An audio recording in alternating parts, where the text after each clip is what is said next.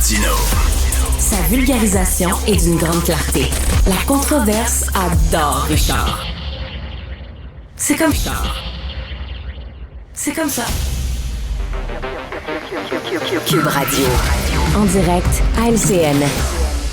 Juste avant d'aller te retrouver, Richard, on a Donald Trump présentement qui est en train de s'adresser aux médias. Juste avant, il vient de terminer tout ça.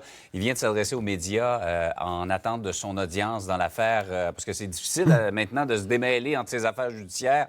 Aujourd'hui, c'est les paiements à Stormy Daniels. Donc, il a donné son point de vue aux médias dans les derniers instants.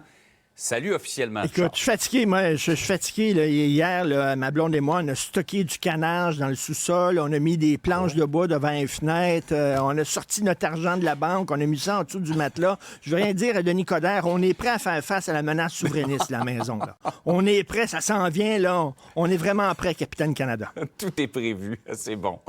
Hey, Richard, ce qui se passe à Ottawa présentement avec le scandale d'Arrive-Can, on a l'impression que c'est la pointe de l'iceberg. Déjà, on se dit ça a coûté 750 fois plus cher que prévu, mais là, on s'aperçoit à mesure qu'on en découvre que l'entreprise qui a eu une bonne part des contrats, ça fait un bout de temps qu'ils obtiennent des contrats du fédéral.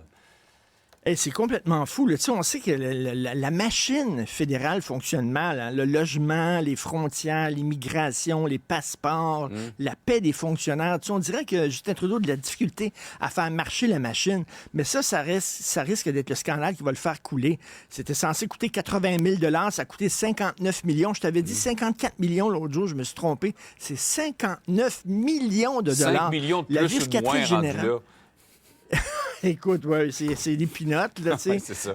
La vérificatrice générale a dit qu'elle n'a jamais vu un cas de mauvaise gestion comme ça.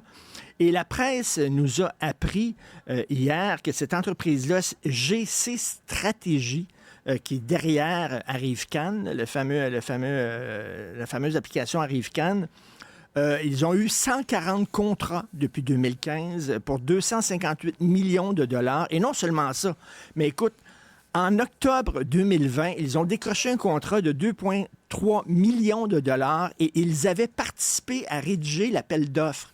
Ils ont rédigé un appel d'offres fait pour eux autres. Pour eux autres. Et d'ailleurs, l'appel d'offres était tellement pointu que c'est la seule entreprise qui a finalement participé à l'appel d'offres, c'était eux autres, puis ils l'ont remporté. Et quand ils ont décroché le contrat, ils ont invité tous les hauts fonctionnaires responsables du dossier à participer à une dégustation de whisky. Tabarnouche, écoute, là, je veux dire, vraiment. Et tu sais, on le dit, au provincial comme au fédéral, il faut qu'il y ait une commission d'enquête sur l'octroi des contrats en technologie. Parce que moi, je suis convaincu que ce qu'on a entendu là, dans le milieu de la construction là, avec la commission Charbonneau, c'est de la petite bière. Je suis convaincu que c'est de la petite bière par rapport à ce qui se passe. C'est toujours les mêmes entreprises qui ont les mêmes contrats, sans appel d'offres, directement, des gros contrats. Écoute, ça sent la corruption, ça sent les cadeaux en dessous de la table. Il faut une commission d'enquête, autant au provincial qu'au fédéral, sur l'octroi des contrats en technologie. Oui, parce que ça ne semble pas être un accident de parcours à Arrive-Can. On dirait que c'est une façon de gérer les contrats ou d'octroyer les contrats qui est assez établie depuis longtemps. Par ailleurs, Richard, les tarifs chargés par les cliniques privées sont carrément indécents.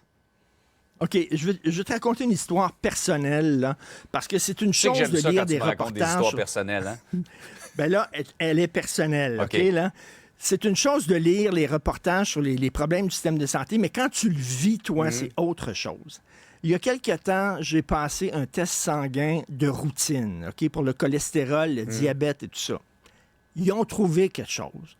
OK, là, ils ont dit, faut que tu passes un test plus approfondi pour voir si ça confirme ou ça infirme ce qu'on pense. Je te passe les détails. Ouais. Mais tu sais, ça presse. Il faut que j'ai passé un test. Je n'ai pas de médecin de famille, OK? J'en ai pas. Fait que là, j'ai un ami qui travaille dans le système de santé. Il dit, écoute, tu devrais aller dans telle clinique privée. Ils sont bons, puis tout ça. J'appelle la clinique privée. C'est 450 $. Le premier rendez-vous, c'est 450 $. Et après ça, le suivi, c'est 250 $ le rendez-vous. OK? Moi, je m'en tire pas en bas de 1000 $ avec cette affaire-là. J'ai payé toute ma vie pour le système de santé public. Ouais. J'en ai pas eu besoin. Là, j'ai besoin du système de santé. Il faut que je me tourne vers le privé parce que moi, c'est correct, là. Je gagne bien ma vie, heureusement. C'est correct, je vais le payer. Mais c'est pas à la portée de tout le monde. Imagine-toi quelqu'un qui est dans ma situation, toi, là. qui doit passer un test en disant, ben là, c'est-tu sérieux, c'est-tu pas sérieux ce que j'ai, etc., qui doit passer un test. Et là, qui n'a pas l'argent, c'est indécent. C'est indécent. Et là, le système de santé, des cliniques privées qui profitent que des gens soient malades pour s'en mettre plein les poches. Et là, il y a des jeunes qui sortent comme médecins, puis tu sais, ils font même pas 1 heure dans le système public, ils s'en vont tout de suite en privé. Écoute, ils sont tellement payés au privé, Ben oui. c'est certain. Fait que là, il y a un appel d'air, mon gars. Tous les jeunes médecins, là, il y en a plein qui vont aller au privé. Écoute, 450 pièces la première meeting de 15 minutes, 10 minutes à peu près. Alors là, écoute, moi, je regarde ça, puis je me dis, OK, là, je le vois, là. Moi, je peux payer ça. Les gens qui n'ont pas mes moyens, ils peuvent pas se payer ça. Et les médecins qui vont... Puis tu sais, je trouve ça... Quand tu t'en vas comme médecin, là, je comprends, tout le monde a le droit de bien gagner sa vie. C'est correct, tout le monde a le droit de bien gagner sa vie. Mais c'est-tu rien que l'appât du gain qui te motive? C'est-tu rien que faire du fric?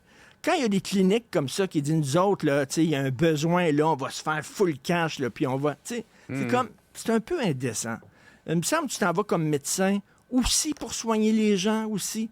Puis les gens qui ont toutes sortes de tu sais, il y en a qui ont des moyens, il y en a qui n'ont pas de moyens. Bref, je regarde ça et il y a un problème vraiment avec notre système de santé. Moi, ça ne me touche pas, heureusement, mais il y en a plein comme moi qui n'ont pas de médecin de famille, qui n'ont pas beaucoup d'argent, puis eux autres, ben regarde, ils ne passeront pas leur test, puis peut-être dans ce temps-là, ils ont une maladie grave qui va se développer. C'est épouvantable. Vraiment, là, et si la tendance se poursuit, on va de plus en plus avoir recours au privé, devoir avoir recours au privé, parce qu'on n'a pas réponse à... Tout à fait. Et de plus en plus de jeunes médecins qui étudient là-dedans vont s'en aller au privé. Donc, le privé va être de plus en plus fort, le public de plus en plus faible. Vraiment, c'est assez inquiétant. J'ai l'impression qu'on t'a ausculté ce matin, Richard. Oui, on a eu ton bilan de santé. Hey, bon, c'est une belle journée. Salut.